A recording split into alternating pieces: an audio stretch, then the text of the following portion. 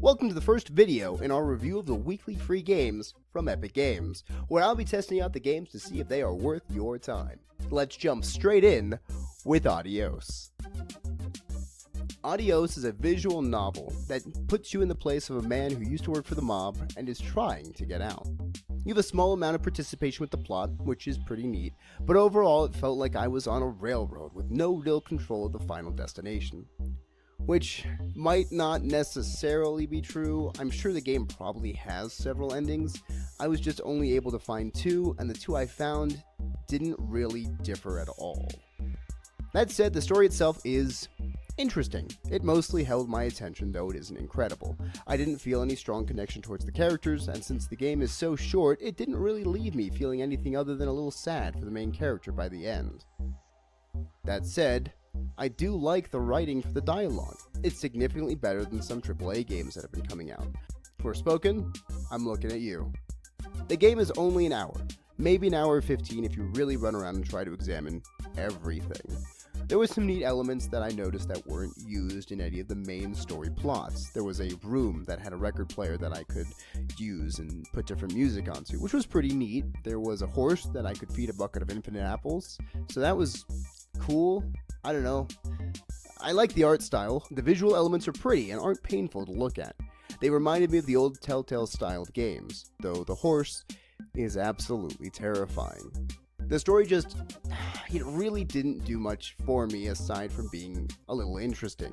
And I feel like that's the problem with the game because the story is where the game tries to captivate you.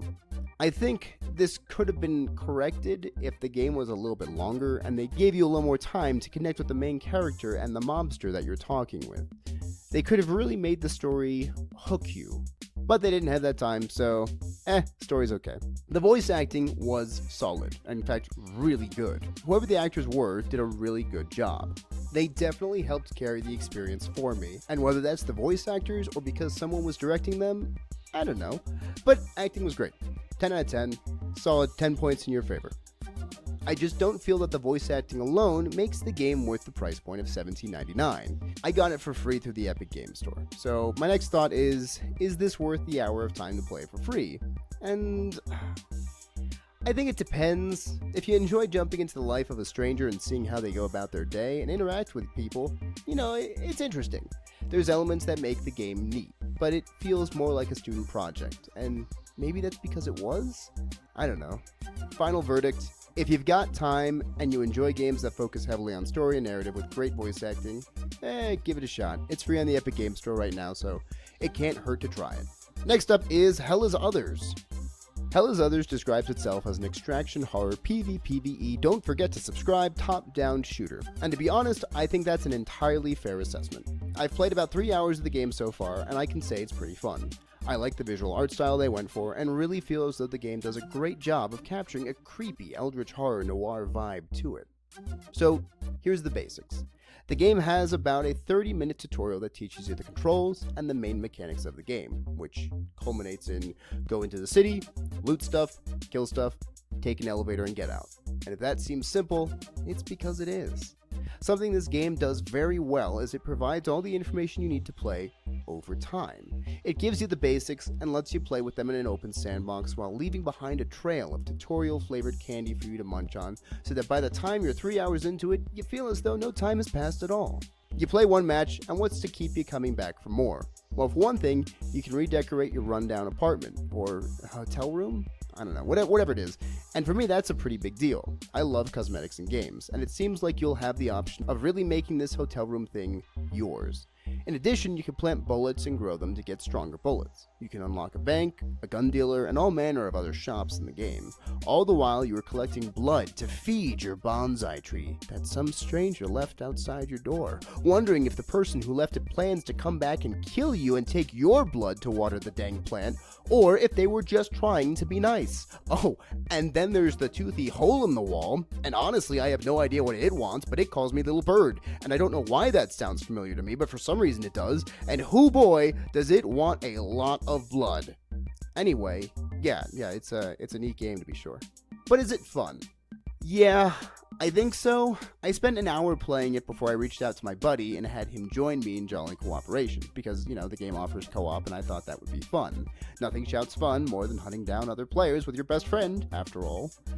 Unfortunately, the co-op is definitely where this game lacks. Working cooperation seemed like a fun idea, but when it came down to it, the co-op was an uncomfortable and unpleasant experience. There's no indicator of who your ally is, there's no way to see where they are on the map, and when we did try communicating and going to the same place on the map, we just ended up almost killing each other. It's definitely not fun to play this with a friend, which is sad because I feel like this game would really benefit from having a great co-op system. Something they could do to really make the game better would be to slightly change the skin tone of your ally, or make it a different color entirely, blue or red. I don't know, just something that lets me know who my ally is. Friendly fire is fine, as long as I can tell who the friendly is. That said, single player is a blast. Frustrating at times, yes. Dying absolutely sucks, and losing all your gear feels bad, but it's par for the course for these style of games. I think the thing that frustrated me more was how often I survived a fight against another player only to be killed by a random mob as I was trying to met up. Oh, that and not being able to roll out of the item window. Oftentimes, I would hear the mob coming and just not be able to get out of the item window fast enough. I'm sure it would have cost the devs more time, but if I could have rolled out of the item menu whenever I heard an enemy, that would really make the game feel better for me. It's a nitpick, but it's something that I really think would improve the game. All that aside, I had a hard time putting the game down, and we'll probably play it again after I'm done with this review. It's fun, it's neat, I love the environment, and it doesn't feel as though you're horribly behind when you lose your guns and gear and have to reset. It's fairly easy to get back into the action, you just have to keep playing a little bit more on the stealthy side until you get a better weapon.